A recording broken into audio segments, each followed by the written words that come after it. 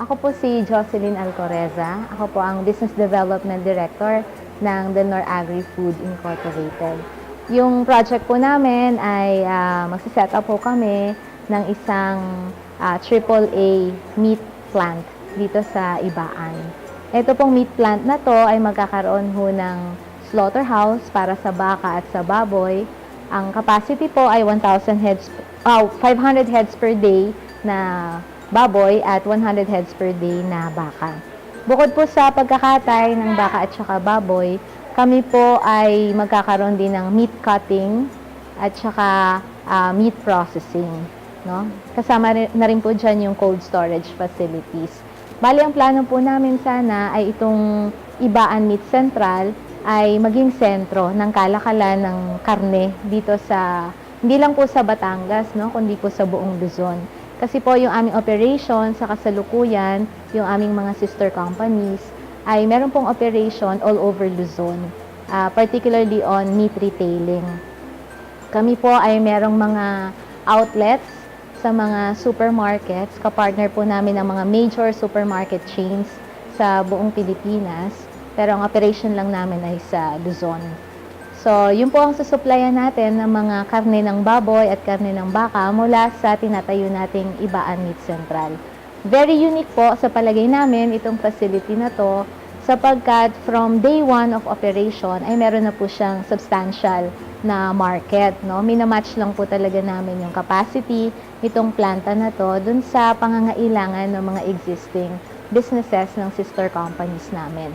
However, we intend to open ho our doors sa mga ibang mga tao na gustong magpakatay ng mga hayop nila dito sa facility natin na gaya ng sinabi ko ho kanina ay AAA. No? Ibig pong sabihin, ito po ay magpo-produce ng ligtas na karne na maaari po natin i-export kung meron po tayong sobra. No? At pwede rin po, syempre, natin na ipadala sa mga meat processors o kung ano pa man pong mga organisasyon na may pangangailangan sa high quality na meat. No? So, yung pong mga farmers dito sa Ibaan, dahil napakarami po ritong mga hog farmers, no? Yun po ang tinatarget natin na sa pamamagitan po ng paglalapit sa kanila ng ganitong klaseng processing facility ay ma-encourage po sila na mag-produce ng mas maraming baboy at itaas din po yung quality ng kanilang livestock na pinoproduce. No? Para makita naman po nila kung paano dumadaloy sa markets and users yung kanilang produkto. Yung aming facility ay dapat maging environment friendly. No? So, isa sa mga pinaka-importanting bagay ay yung paano natin ititreat yung mga waste na mapoproduce niya. So, yung ating wastewater ay lilinisin natin to the level na pwede siyang i-reuse sa facility para mabawasan din yung paggamit natin ng fresh water. No? I-reuse natin yung tubig at yung water treatment natin, yung mga talagang hindi na i-recycle ay dapat bago natin ilabas sa facility natin ay talagang malinis. At ang katibayan niyan ay dapat pwedeng mabuhay ang mga isda. So yung wastewater treatment facility natin ay magkakaroon tayo ng pond na doon mag-aalaga tayo ng mga isda para makain din natin at para ma-demonstrate natin na talagang malinis yung tubig. At the same time, meron din tayo for solid waste management system. We will be utilizing primarily vermiculture, no, para sa ating mga agricultural byproducts from the meat processing plant.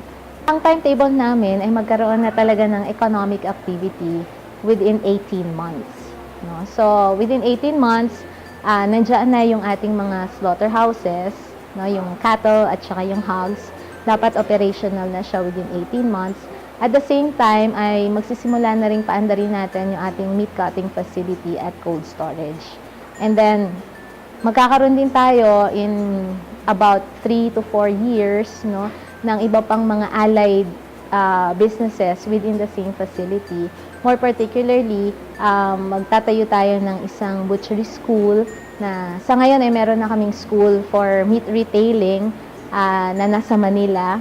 So, ita-transfer namin yung operations dito ng school para magkaroon tayo ng mas komprehensibo na school, particularly for meat. Hindi lang retailing, kundi pati slaughtering, meat cutting, and meat merchandising.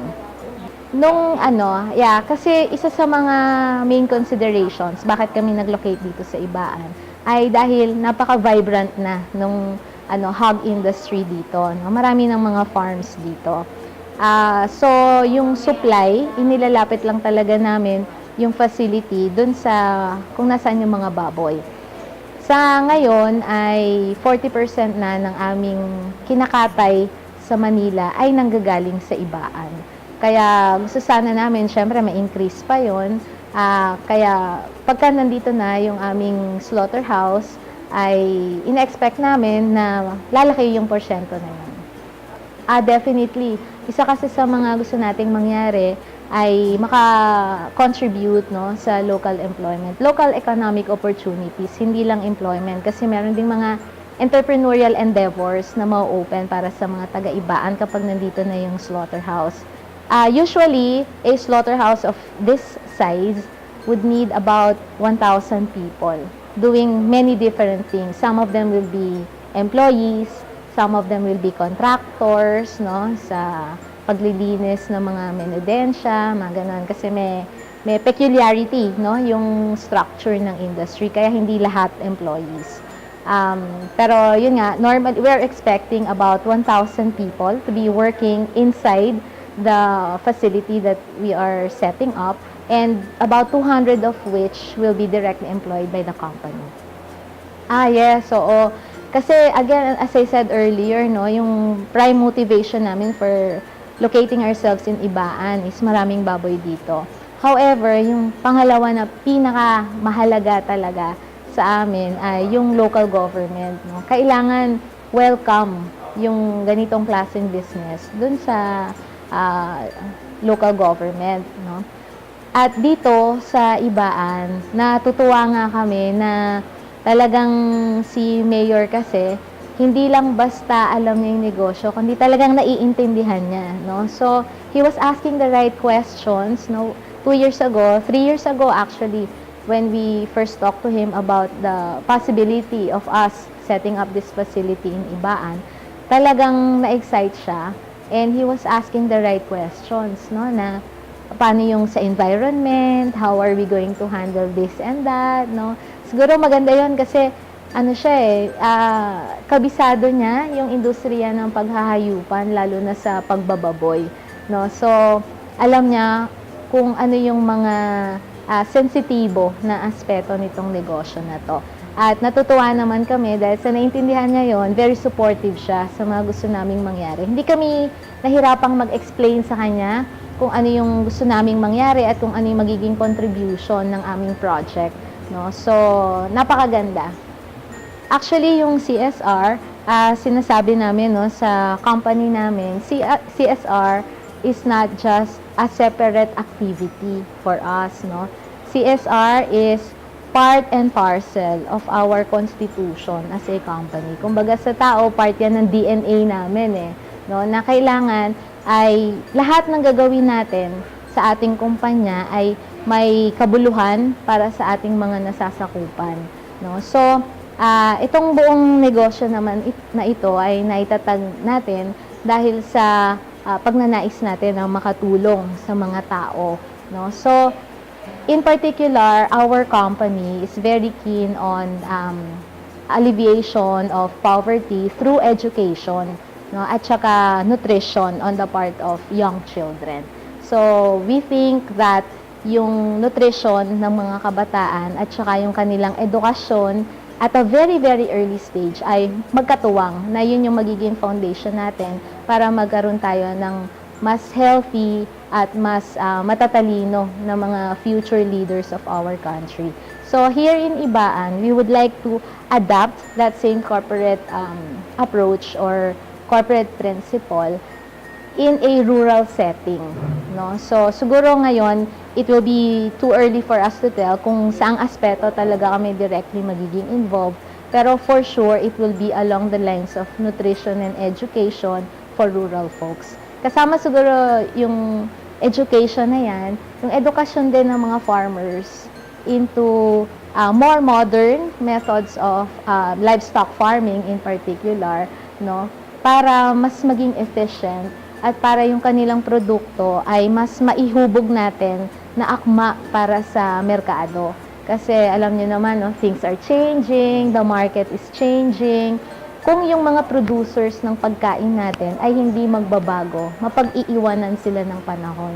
So, yun ang gusto sana naming maging contribution namin. Ilalapit natin sa mga farmers yung market para magkaroon sila ng better understanding. Ano ba ang gusto ng market at paano nila matutugunan itong kagustuhan ng merkado na ito. We are in fact already buying directly from the farmers, no? Yes, from ibaan, no? At gusto namin na ganun pa din ang mangyari, na diretso pa rin yung magiging relasyon namin sa community of producers, no? At the same time, pwede rin namin silang i-link diretso sa mga industrial users ng karne. We always talk about integration ng market, no? Ang problema, meron tayong malaking importation ng industrial grade meat, no? Na sayang at hindi natatap ng mga farmers. Samantalang itong mga farmers, nahirapan naman silang ibenta yung kanilang produkto. So, ang magiging role namin, we can be a channel.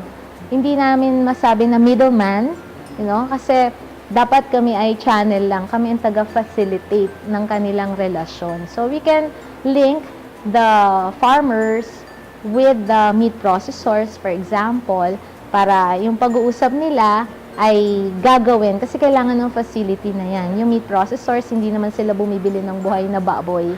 Kailangan nila karne lang. Ito namang mga farmers, ang pinoproduce nila ay buhay na baboy. Para maging karne yan, kailangan nila kami. Kami yung slaughterhouse, yung meat plant. So we can provide that bridge, no, para sila ay magkaroon ng ugnayan na diretso.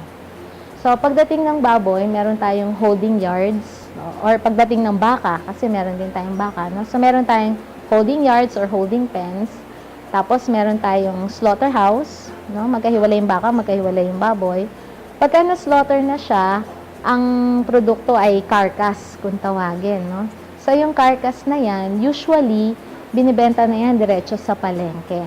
Pero in our case, we want to add more value, no? So bukod sa carcass, ay ikakat-cut natin yan, no? So pagka nakat natin siya, paglabas niya sa ating planta, meron tayong cold storage facilities. Paglabas niyan sa Ibaan Meat Central, ay nakabox na siya. Na parang imported na meat. As in, gusto natin maging world-class yung quality ng karne na ilalabas natin dyan. Para pagdating sa market, ay presentable na siya. No? Tapos, meron din tayong meat processing. Kaya magpo-produce din tayo dyan ng hot dogs, bacon, yung mga corned beef, yung mga ganyang produkto. Kami po ay malugod na nagpapasalamat sa mainit na pagtanggap po ninyo sa aming proyekto na ito. At asahan po ninyo na ang Ibaan Meat Central ay magiging katuwang po ninyo sa pagpapaunlad ng bayan ng Ibaan. Yun po ang aming hangarin at alam po namin na nakikiisa po kayo sa amin at this early, no, sa ganito pa lang hong panahon ay nararamdaman na po namin na talagang excited po lahat ng tao sa proyektong ito. Kaya po lalong tumitindi yung aming pagnanais na gawin po talaga lahat ng aming makakaya para gawin pong successful itong project na to. Salamat po.